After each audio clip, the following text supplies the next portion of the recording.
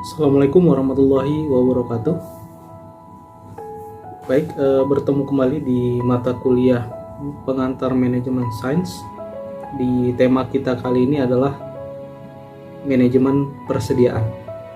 Salah satu item yang fokus untuk dikenali terkait dengan sistem tata kelola manajemen persediaan.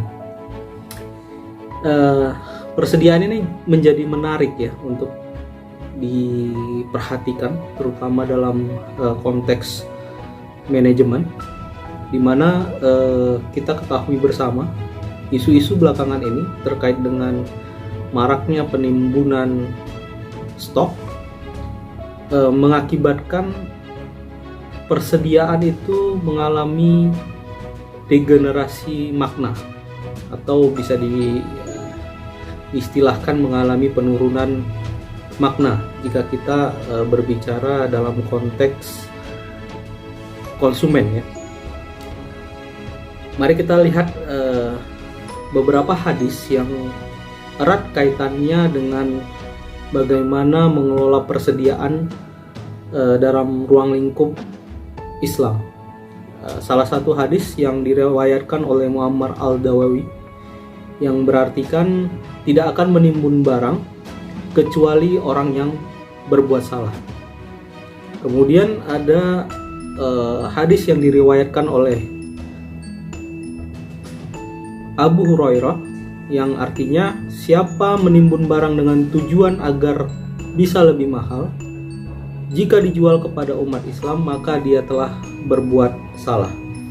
Di dalam konteks ini, jika persediaan yang dimaksud bertujuan untuk meningkatkan harga dari produk yang dijual tersebut, maka kita bisa definisikan konteks tersebut adalah keliru, atau mengelola persediaan dengan teknis seperti itu adalah keliru. Dan sebenarnya ya teman-teman perlu perhatikan di dalam mata kuliah kita, prinsip tata kelola yang kita akan pelajari terkait dengan persediaan, tujuannya bukan mengendalikan harga agar menjadi lebih mahal. Karena konteks persediaan yang kita bahas itu bukan hanya berarti persediaan barang yang akan dijual. Tidak seperti itu. Persediaan tidak sesederhana itu di dalam manajemen sains atau dalam konteks manajemen. Persediaan di dalam manajemen itu biasa diterminologikan sebagai bahan penyangga atau sesuatu komponen penyangga untuk aktivitas operasional berikutnya.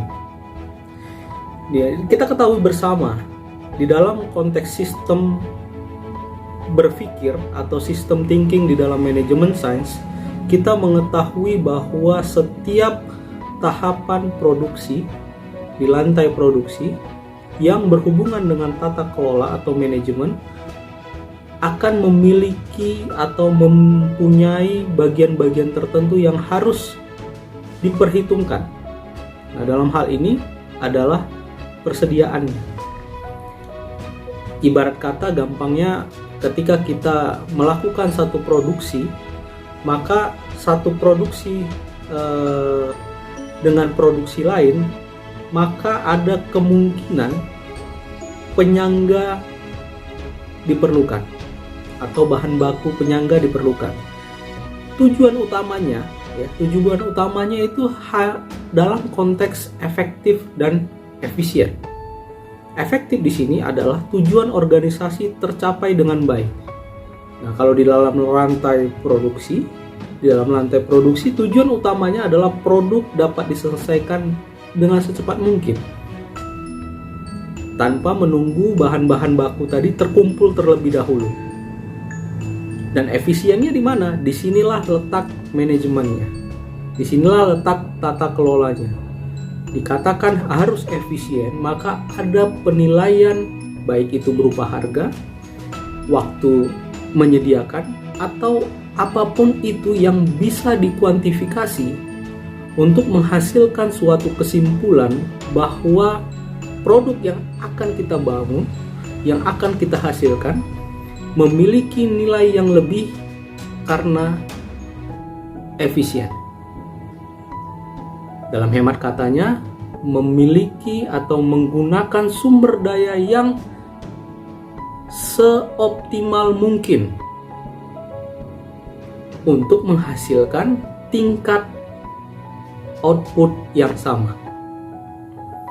Sehingga hadis-hadis yang sebelumnya kita sebutkan tadi sebenarnya berkorelasi dengan apa yang kita pelajari saat ini, di mana persediaan yang sebenarnya kita hitung tujuan utamanya itu bukan untuk menimbun. Karena ketika kita menimbun, maka dalam konteks persediaan, teman-teman ketahui bahwa persediaan itu pada dasarnya memiliki biaya. Bahkan bisa mencapai 40% dari biaya pembuatan produk tersebut.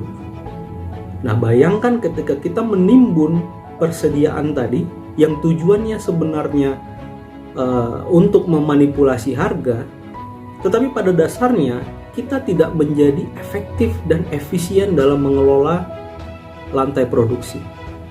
Nah, dalam konteks manajemen sains itu menjadi tidak baik, dan itu tersejalan dengan apa yang diamanahkan oleh Rasulullah. Nah, korelasi inilah yang akan kita jaga untuk dihitung selama perkuliahan kita ini. Mari kita lihat bagaimana korelasinya. Yang pertama, persediaan itu selalu identik dengan bagaimana kita bisa menyanggupi atau memenuhi dari permintaan konsumen. Maka dasar utama mengenai perhitungan persediaan itu adalah demand atau permintaan dari konsumen. Ketika permintaan konsumen meningkat, maka mau tidak mau kita akan melakukan peningkatan persediaan. Nah, ini dengan ukuran tertentu. Bukan serta-merta ketika permintaan naik signifikan dari day to day, kita langsung meningkatkan persediaan. Kenapa begitu? Karena ini menjadi rumit. Karena ketika kita melakukan penambahan persediaan, maka ukuran lantai produksi yang kita butuhkan akan meningkat. Nah, untuk membuat skematis yang sedemikian rupa, di mana kita harus menampung persediaan tadi, ini bukan perkara yang mudah, karena pasti terjadi perubahan alur di lantai produksi, dan pada dasarnya ini akan mengganggu kinerja kita dalam memenuhi permintaan pelanggan. Oleh karena itu sebenarnya apa yang dikatakan oleh hadis tadi, di mana perhitungannya 40 hari, ini menjadi make sense, di mana salah satu teknik yang bisa kita lakukan dalam perhitungan persediaan biasanya dengan mekanisme per bulan. Nah, ini ada korelasi antara teori yang sudah ada dengan hadis yang diriwayatkan oleh Ibnu Umar tadi. Ya, di mana hadis di riwayat Ibnu Umar, dia menyebutkan penimbunan persediaan dalam waktu 40 malam. Nah, ini memang berkorelasi, di mana nanti kita akan tahu di dalam kurva EOQ, ya, Economic Order Quantity, di mana kita menilai ya, persediaan deskriptif terhadap lantai produksinya, maka kita akan temukan pola penyimpanan at least itu dalam waktu 1 bulan. Nah, ini adalah salah satu korelasi antara hadis-hadis tadi dengan apa yang kita akan pelajari di tata kelola persediaan. Kemudian yang kedua, selain kita sebutkan tadi bahwa persediaan itu mengandung biaya, persediaan juga sedikit tricky, di mana di dalam persediaan itu ada ongkos pesan. Nah, ketika kita selalu memesan, maka ongkos pemesanannya akan menjadi besar. Tetapi kalau kita jarang memesan, tidak menyesuaikan dengan lantai produksi kita atau tingkat pemenuhan permintaan yang kita akan penuhi, maka kita akan mungkin shortage atau kekurangan. Dan ini menimbulkan biaya kekurangan. Walaupun pada terminologinya, untuk biaya kekurangan biasanya perhitungannya sedikit berbeda. Tetapi kita sadari dengan nalar bahwa ketika kita tidak memesan tepat waktu, maka ada kemungkinan kita mengalami biaya tambahan akibat kekurangan. Nah, di antara kedua biaya ini, kalau kita berniat menimbun barang dengan sporadis ya, asal-asalan, maka biaya selain biaya penyimpanan, maka biaya-biaya ini juga menjadi lebih tricky lagi. Karena yang pertama, lantai produksi kita menjadi tidak jelas, ya kan? Timbul biaya pemesanan. Nah, ketika kita menahan produksi agar harga menjadi melambung, maka persediaan kita tidak hanya persediaan barang jadi, tapi ada persediaan bahan baku, persediaan bahan setengah jadi, persediaan tenaga kerja, persediaan modal, dan sebagainya.